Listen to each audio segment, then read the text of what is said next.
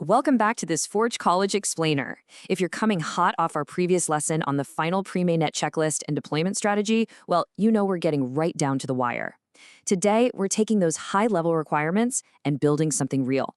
We're constructing what we like to call the unbreakable glass bank. This is a secure deposit and withdrawal flow system. It's completely transparent to auditors, but literally impenetrable to attackers. We're going for less Ocean's 11 and more Fort Knox behind bulletproof glass. Let's get into it. Here's our blueprint for today. We're going to kick things off with an intro to secure flows, then move into the secure deposit flow, tackle the secure withdrawal flow, dig into testing and error handling, and wrap it all up with the final checkpoint. All right, Section 1, Intro to Secure Flows. We are laying the final foundation for our capstone by building this glass bank. Okay, so when we move Ether around, the operation has to be perfectly atomic. Now, you might be wondering, what does an atomic operation boundary actually mean in practice? Well, think of it kind of like a magic trick. Either the rabbit comes entirely out of the hat, or the trick never even started. There are absolutely no half-rabbits allowed in our bank. A transaction has to execute completely, updating the state and moving funds perfectly, or it reverts entirely as if nothing ever happened. No intermediate broken states. Let's move to Section 2, the secure deposit flow. We're going to treat our smart contract like an exclusive VIP club, and right now, we're designing an unforgiving bouncer to manage the door. So what does this bouncer actually do? They execute 4 highly specific steps.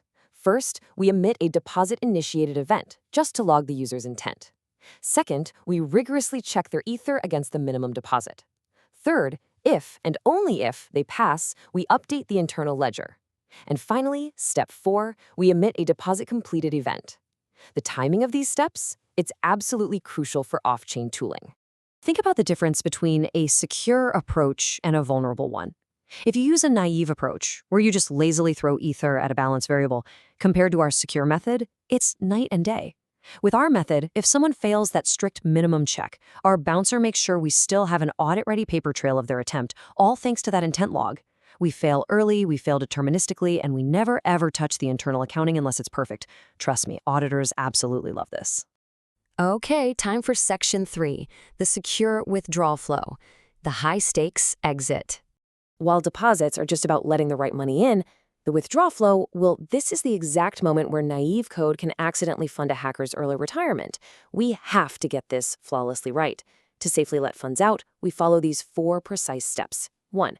Enforce authorization, like a standard owner check. 2. Update the internal accounting. 3. Execute the external Ether transfer. And 4. Log the success or failure. Wait a second. Notice anything slightly counterintuitive about that sequence? Let's take a closer look. The absolutely crucial point is this, the update before transfer pattern. You must deduct the internal balance before handing over the actual Ether. If you do it backward, like the naive code does, a clever thief can exploit a loophole called reentrancy.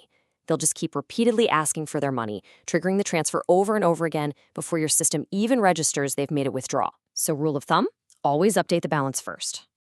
Our core philosophy here is defense in depth. We're not just relying on one neat trick. We want to layer our defenses, combining flawless accounting logic with a powerful security tool like the non-reentrant modifier from the Open Zeppelin library. This guarantees an absolute lockdown during the transaction, totally preventing those nasty double spend failures. Right, let's move to Section 4, testing and error handling, preparing for the worst. Because look, even the best vaults need to be rigorously stress tested for when things inevitably go wrong. We can neatly categorize our errors based on their severity. Consider how we handle different situations. Fatal inputs, like someone trying to deposit way below the minimum, they get rejected with a hard revert. Boom, transaction canceled, goodbye. But what about recoverable failures? Say an authorized withdrawal's external transfer fails simply because the receiving contract rejects it. In that case, we trigger a fallback to safely restore the internal state, literally adding the balance right back. And then we log a withdrawal failed event. We keep our accounting perfectly accurate instead of just blindly reverting the whole shebang. Section 5, the final checkpoint, auditing the vault. Let's wrap up our engineering build by thinking about a successful test suite in a local testing environment like Hardhat. A flawless local test run proves that our contract accepts valid deposits, aggressively rejects invalid ones, processes withdrawals properly, and perfectly restores state on failures. Hitting these marks guarantees that our state updates occur properly before external calls, and our events fire exactly as an auditor would expect. Basically, it means your code actually does what it's supposed to do. I want to leave you with a final provocative thought for your own smart contract stretch goals. We just saw how to handle a failed transfer by restoring the state and logging it. But how might you upgrade this system to actually queue those failed transfers for a manual governance retry? Instead of forcing the user to try again, what if your contract just safely held it in a dedicated retry state? It's a fantastic exercise in error escalation. Think about it.